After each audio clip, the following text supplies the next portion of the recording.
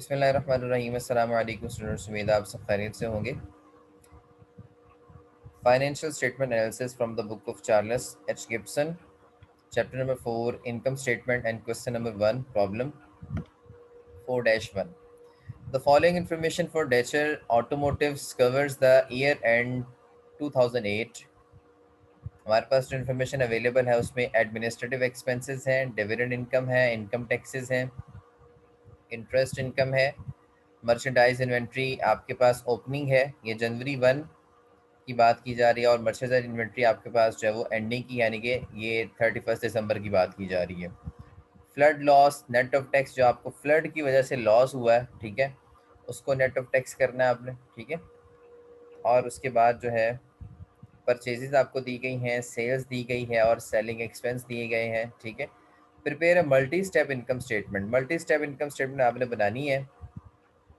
उसके बाद नेक्स्ट है आपके पास क्या, assuming the 1 lakh shares of common stock are outstanding. Assume करें कि आपने 1 लाख शेयर्स जो हैं कॉमन स्टॉक के इशू किए हुए हैं। Calculate the earning per share before extra ordinary items at the net earning per share. अब इसमें से एक्स्ट्रा ऑर्डनरी आइटम सिर्फ एक ही है, फ्लड लॉस। ये नॉर्मली नहीं होता ना, मतलब खुदा न खास्ता कभी की बार अगर फ्लड आ जाए तो उसकी वजह से लॉस हुआ है ना, ये तो ये नॉर्मल आइटम नहीं है, एबनॉर्मल आइटम है, ठीक है। तो ये आपकी एक्स्ट्रा ऑर्डनरी आइटम की कैटेगरी में इसको हम लेके चलते हैं, शुमार करते हैं। तो कहता है एक्स्ट्रा ऑर्डनरी आइटम्स को निकाल के उससे पहले जो अर्निंग बनती है, ठीक है, नेट अर्निंग पर शेयर, उसके हिसाब से आपने निकाली है। यानी कि एक्स्ट्रा ऑर्डनरी आइटम ये जो है ना, इसको एडजस्ट किए बगैर जो अर्निंग आती है उसके हिसाब से आपने देखना है कि 1 लाख शेयर में हर शेयर के ऊपर कितनी अर्निंग आ रही है। उसके बाद prepare a single step income statement, जो है वो सिंगल स्टेप इनकम स्टेटमेंट भी आपने प्रिपेयर करनी है, ठीक है। तो ये आपके पास डाटा है, इसके अकॉर्डिंग हम जो है वो इसकी इनकम स्टेटमेंट बनाएंगे। तो मल्टीपल इनकम स्टेटमेंट हम बनाते हैं यहाँ पे, ठीक है। हमारे पास जो कंपनी है वो डेचर ऑटोमोटिव्स है। तो सबसे पहले जब आप इनकम स्टेटमेंट बनाते हैं तो आपको 3 चीज़ें लिखनी पड़ती हैं। ऊपर बिजनेस का नाम लिखना पड़ता है, ठीक है। और उसके बाद आप क्या बना रहे हैं, इनकम स्टेटमेंट बना रहे हैं। नेक्स्ट आपको लिखना पड़ता है जी फॉर द ईयर एंडेड, ठीक है जी।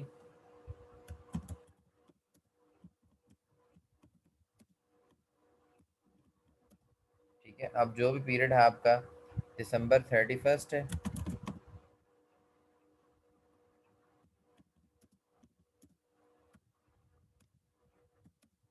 2003, ठीक है जी। इस तरह से आप 3 चीज़ें लिखेंगे और फिर आप अपनी इनकम स्टेटमेंट को स्टार्ट करेंगे। सबसे पहले इसमें जी आपके पास सेल्स आ जाती है, ठीक है, जो कि आप यहाँ से इसको देख सकते हैं सेल्स को, कि सेल्स हमारे पास कितनी है जी। हमारे पास 1 मिलियन की सेल है। 1 लाख 10 लाख की जो सेल, हम इसको यहाँ पे रिपोर्ट कर देंगे। इसमें से आपने माइनस करनी होती है CGS, ठीक है। CGS को आपने माइनस करना होता है, ठीक है। तो CGS की आप वर्किंग अलग से भी कर सकते हैं कि CGS की वर्किंग किस तरह से, हम यहाँ पे वर्किंग अलग से, आप नीचे जाके वर्किंग 1 कर लें कि CGS किस तरह से निकालनी है हमने, ठीक है जी। फिर उसका आंसर वहाँ पुट कर दीजिएगा। तो इसमें क्या होता है, आपकी सबसे पहले जो है वो ओपनिंग इन्वेंट्री होती है, ठीक है। ओपनिंग इन्वेंट्री जो है आपकी यहाँ पे क्या है, जो मर्चेंडाइज इन्वेंट्री आपकी, उसको हम ओपनिंग इन्वेंट्री कहते हैं।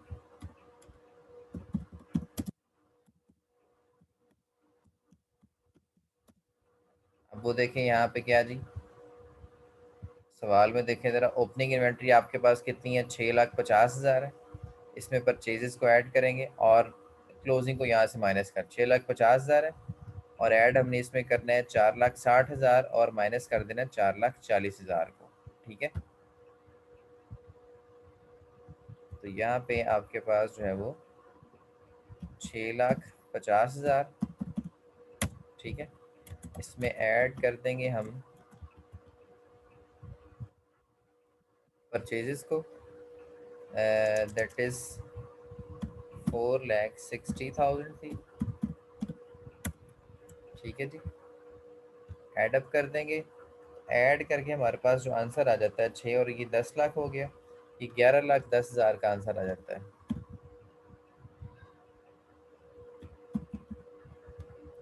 ठीक है, 11,10,000 का आंसर आपके पास आ जाएगा। इसमें से आपने क्या करना होता है, लेस कर देना आपने अपनी जो है वो क्लोजिंग को।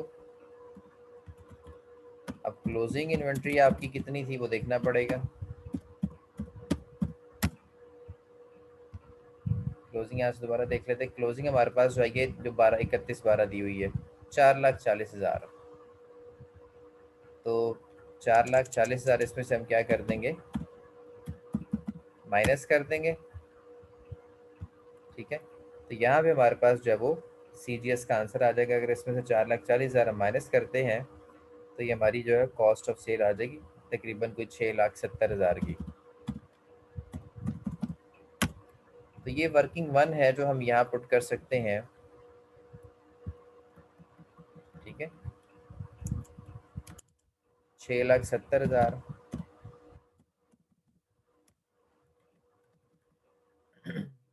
यहाँ पे आप जो है इसका रेफरेंस दे सकते हैं CGS का कि ये हमने कहाँ से ली है, ये वर्किंग वन से ली है। इस तरह से आप वर्किंग वन कर सकते हैं। ठीक है जी, और भी कोई वर्किंग की जरूरत पड़े तो आप कर सकते हैं। अब यहाँ पे जब सेल्स में से हम CGS को माइनस करेंगे तो आंसर हमारे पास क्या आ जाता है, ग्रॉस प्रॉफिट का। ठीक है जी, अब ग्रॉस प्रॉफिट आपके पास कितना है, आप 10 लाख में 6,70,000 माइनस करें तो ये सिंपल तकरीबन 3,30,000 का आंसर आ जाता है आपके पास। तो ये आपके पास ग्रॉस प्रॉफिट आ गया। ठीक है, ग्रॉस प्रॉफिट के बाद अगली हेडिंग आपके पास क्या होती है, आपने ऑपरेटिंग एक्सपेंस जो है उनको लेस करना होता है।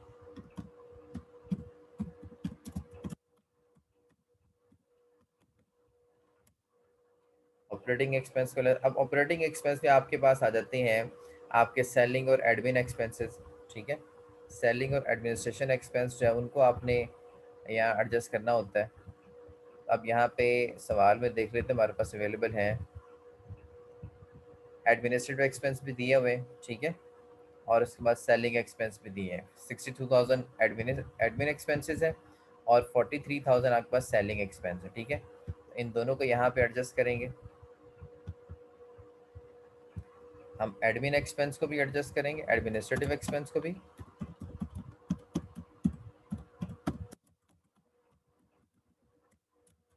और सेलिंग एक्सपेंसेस को भी। ठीक है, इसको इनर में लिख लेते हैं। हमारे पास जो एडमिन एक्सपेंसेस थे वो 62,000 है और ये हमारे पास 43,000। ठीक है जी, इनको ऐड, ये हमारे बेसिकली होने लेस।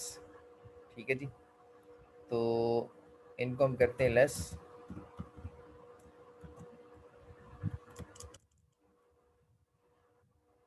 इन दोनों को ऐड अप करेंगे तो यहाँ पे आंसर हमारे पास यानी कि 62 और उसमें 43 ऐड कर देंगे तो ये हमारे पास बन जाता है तकरीबन 1,05,000। ठीक है जी, 1,05,000 है। तो इसमें से अब 3,30,000 में से 1,05,000 अगर हम निकालते हैं, ठीक है, तो 1,05,000 निकाल के ही हमारे पास अगर हम इसको कैलकुलेट करते हैं तो ये बन जाता है तकरीबन 2,25,000।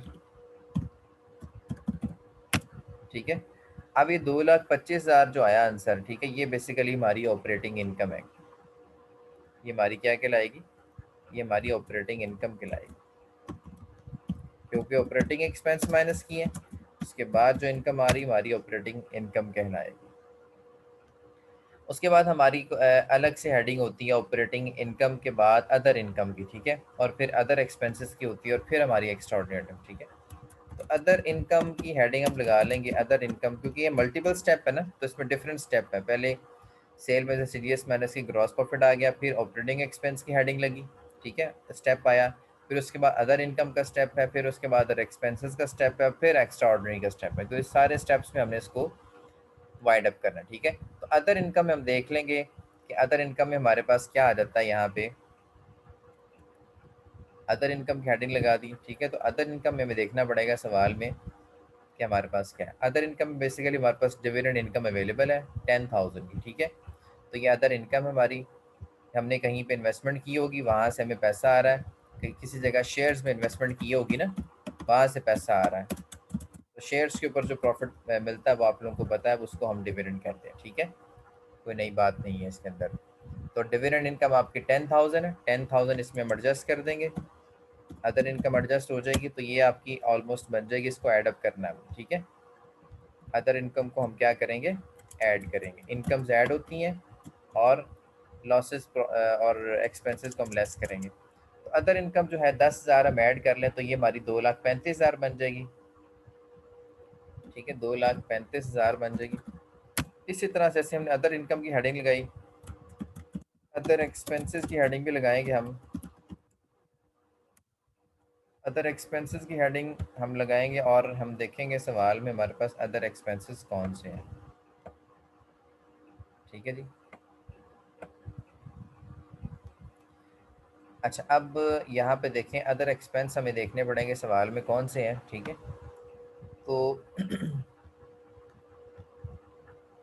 यहाँ पे बेसिकली देखते हैं हमारे पास जो अदर एक्सपेंसेस आते हैं उसमें हमारे पास इंटरेस्ट एक्सपेंस आ जाता है, ठीक है।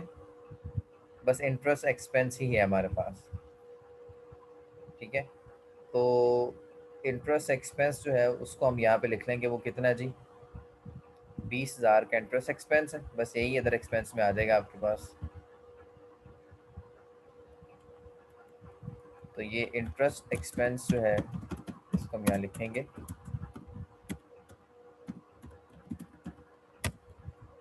20,000 का इंटरेस्ट एक्सपेंस है जी। ये हम यहाँ से लेस कर दें, अगर हम दो दो 35 में से 20,000 को अगर हम लेस कर देते हैं तो ये हमारे पास 2 लाख कितना आ जाता है, 15,000 ऑलमोस्ट आ जाता है, ठीक है जी। तो 2 लाख हमने अदर एक्सपेंस, अदर इनकम भी ऐड कर ली, अदर एक्सपेंसेस भी लेस कर लिए। इसके बाद हमारे पास जो आती है, अभी हमारा टैक्स माइनस करना बाकी है और एक्स्ट्रा ऑर्डिनरी आइटम जो है उसको भी माइनस करना, ठीक है। तो इनकम बिफोर टैक्स आ जाती है, ये जो इनकम हमारे पास आई है ना, ये इनकम बिफोर टैक्सेस आ गई है, ठीक है।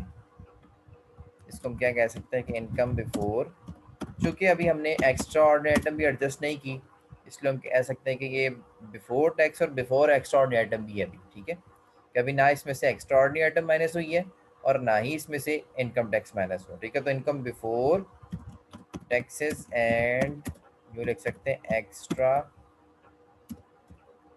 ऑर्डिनरी आइटम, ठीक है। ये वो इनकम आ गई जो कि टैक्स माइनस किए बगैर है और एक्स्ट्रा ऑर्डिनरी आइटम्स को माइनस किए बगैर आ रही है, ठीक है। 2,15,000। अब इसमें से क्या करना है, हमने इनकम टैक्स को माइनस कर दें, लेस कर देंगे हम यहाँ पे, इनकम टैक्स को माइनस कर देंगे। उसके बाद हम जो है वो अपनी एक्स्ट्रा ऑर्डिनरी आइटम्स की तरफ मूव करेंगे, ठीक है जी। इनकम टैक्स कितने हैं जी, हमें पता लगेगा सवाल से। इनकम टैक्स हमारे पास कितने हैं जी, यहाँ से देख लेते हैं। इनकम टैक्स हमारे पास 1 लाख के हैं, ठीक है। तो इनकम टैक्स जो है वो हम यहाँ से डिडक्ट कर देंगे। 1 लाख के जो इनकम टैक्स है उसको हम डिडक्ट कर देंगे। तो 1 लाख का इनकम टैक्स अगर हम डिडक्ट करते हैं तो हमारा 2,15,000 में से ये 1,15,000 रह जाता है। अब ये वो हमारे पास नेट प्रॉफिट आ गया है, ठीक है। अभी हमने एक्स्ट्रा ऑर्डिनरी आइटम को एडजस्ट यहाँ पे नहीं किया, ठीक है। हमारे पास नेट प्रॉफिट आ गया। इसी की वो बात कर रहा था कि दूसरी रिक्वायरमेंट में, बी रिक्वायरमेंट में, कि आपने एक्स्ट्रा ऑर्डिनरी आइटम को डिडक्ट नहीं करना, माइनस नहीं करना, उसके बगैर जो नेट इनकम आती है उसके हिसाब से आपने अर्निंग पर शेयर बतानी है, ठीक है। तो ये वो 1,15,000 वाली इसको हम यूज़ करेंगे बी रिक्वायरमेंट के लिए, ठीक है जी।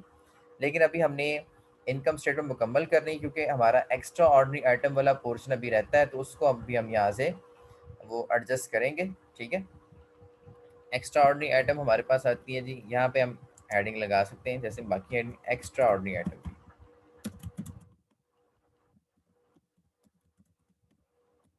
ठीक है जी। तो एक्स्ट्रा ऑर्डिनरी आइटम जो है उसकी हेडिंग लगा सकते हैं हम यहाँ पे,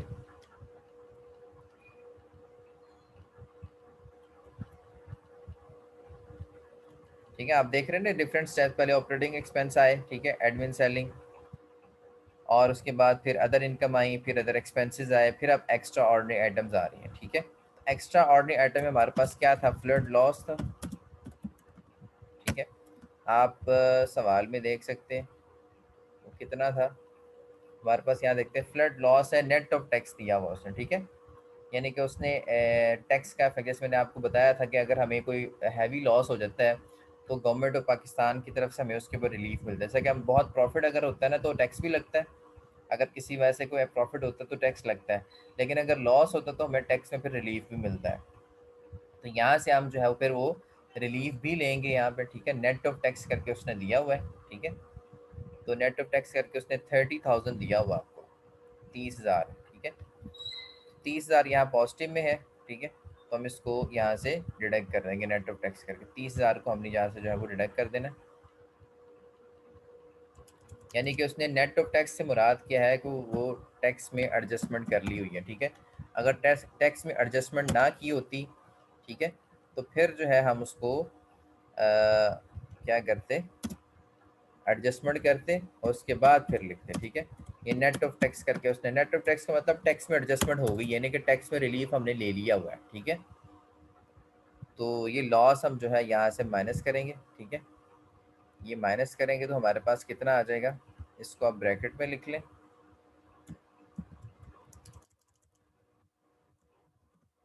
ठीक है जी, बल्कि इसको वैसे ही लिख लें आप, माइनस करना है इसको हमने। ठीक है, तो 1,15,000 में से हम जब 30,000 माइनस करेंगे तो ये आपके पास कितना आंसर आ जाएगा, या 85। 85,000 आपके पास आंसर आ जाएगा। तो ये जी आपकी मल्टीपल स्टेप इनकम स्टेटमेंट थी जिसको हमने यहाँ इस तरह से प्रिपेयर करना है। ठीक है, आप देख सकते हैं मल्टीपल स्टेप किस तरह से है, यही फॉर्मेट रहेगा। ठीक है, सेल्स में से सीजीएस माइनस करके ग्रॉस प्रॉफिट आ जाएगा, ये फॉर्मेट आपके फिंगर टिप पे होना चाहिए। ठीक है, उसके बाद ऑपरेटिंग एक्सपेंस की हेडिंग लगेगी, एडमिन सेलिंग आ जाएंगे, फिर अदर इनकम की हेडिंग लगेगी, अदर इनकम कोई है तो वो आ जाएगी, फिर अदर एक्सपेंस की हेडिंग लगेगी। ठीक है, और उसके बाद जो है आपके पास इनकम टैक्स वगैरह माइनस करना है, फिर एक्स्ट्रा ऑर्डिनरी आइटम, यानी कि गिन के 4 से 5 हेडिंग्स है, ये आपके जहन में होनी चाहिए। इसी तरतीब से आपने जब भी आपको मल्टीपल स्टेप इनकम स्टेटमेंट बनाने का कहा जाए तो आपने इसी तरीके से बनानी है। ठीक है, तो ये आपका, आपकी रिक्वायरमेंट जो थी वो पहली रिक्वायरमेंट हमने इसको कंप्लीट कर लिया है। ठीक है जी, नाउ हम मूव करते हैं बी रिक्वायरमेंट पे। Assuming that 1 lakh shares of common stock outstanding, 1 lakh share आपने आउटस्टैंडिंग है कॉमन स्टॉक के इशू किए हुए। Calculate the earning per share, आपने अर्निंग पर शेयर बतानी है बिफोर एक्स्ट्रा ऑर्डिनरी आइटम, मतलब कि एक्स्ट्रा ऑर्डिनरी आइटम वाली आइटम को आपने एडजस्ट नहीं करना, उससे पहले वाली अर्निंग लेनी है आपने। ठीक है, at the net earning per share, net earning भी बतानी है। ठीक है, और कैलकुलेट करनी है आपने earning per share before extra ordinary item. ठीक है, बिफोर एक्स्ट्रा ऑर्डिनरी आइटम भी बताएंगे। ठीक है, और नेट भी करना है आपने एक्स्ट्रा ऑर्डिनरी आइटम को। पहले हम यहाँ पे कैलकुलेट कर लेते हैं कि अर्निंग पर शेयर जो है हमारी वो बिफोर एक्स्ट्रा ऑर्डिनरी आइटम कितनी बनती है। ठीक है, और फिर उसके बाद जो नेट इनकम है यानी कि एक्स्ट्रा ऑर्डिनरी आइटम को एडजस्ट करने के बाद जो है वो कितनी बनती है, हमने दोनों तरीके से इसको कैलकुलेट बेसिकली करना है। ठीक है जी, तो मेरा नहीं ख्याल आपके लिए कैलकुलेट करना मुश्किल है इसको। ठीक है, 1 लाख शेयर्स आपके पास, और बी पार्ट की तरफ हम मूव करते हैं। ये बेसिकली आपका जो है वो ए पार्ट था जी।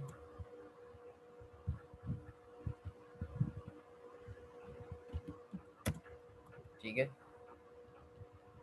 इसी तरह से ये जो है आपके पास, इसको आप जो है वो कॉपी कर लें यहाँ से, इसको सेंटर में कर लें कि ये सेंटर में होना चाहिए, यहाँ कर लें इसको। ठीक है, इसको सेंटर में होना चाहिए, इस तरह से आप जो है वो उसको, इसकी प्रेजेंटेशन करेंगे, सेंट्रलाइज होना चाहिए, उसके नीचे स्टेटमेंट हो। अच्छा, बी पार्ट की तरफ हम मूव करते हैं। बी पार्ट आपका क्या है जी, हमने अर्निंग पर शेयर निकालनी है, एक्स्ट्रॉर्डिनरी। अब अर्निंग पर शेयर का मैं फार्मूला आपको बता देता हूँ कि अर्निंग पर शेयर कैसे निकालते हैं। अर्निंग पर शेयर तो आपने जो है वो अर्निंग ऊपर रखनी है, वो डिपेंड, नॉर्मली जो है अब आप देखते हैं कि नेट इनकम निकालना चाह रहे हैं, नेट अर्निंग पर शेयर निकालना चाह रहे हैं, तो फिर आप नेट इनकम लेते हैं। ठीक है, जैसे कि ये आपके पास एक नेट इनकम आई है ना। ठीक है, तो अब डिपेंड करता है आपने यहाँ पे अर्निंग कौन सी लेनी, बहरहाल जो भी अर्निंग लेनी वो यहाँ पे लिख लेंगे ऊपर। ठीक है, और इसको डिवाइड कर लेंगे टोटल शेयर्स जो आउटस्टैंडिंग है ना, जितने शेयर्स इशू किए हैं, लेकिन जितने शेयर्स की आप देखना चाहते हैं कि पर शेयर कितनी आ रही है। ठीक है, तो इसको ईपीएस भी हम लिख सकते हैं, अर्निंग पर शेयर। अर्निंग वो एक दफ़ा कहता है जी कि आपने बिफोर लेनी है, एक्स्ट्रा ऑर्डिनरी के बिफोर कितनी थी हमारे पास थी, वो 1,15,000 थी। ठीक है, 1,15,000 हमारे पास है, 1,15,000, और हमारे पास जो है वो बेसिकली जो शेयर जो आउटस्टैंडिंग है हमारे पास वो कितने जी, 1,00,000 के, 1,15,000 है। इसको डिवाइड कर दें 1,00,000 पे, तो ये कितनी आ जाएगी, आप यहाँ से इसको निकाल सकते हैं।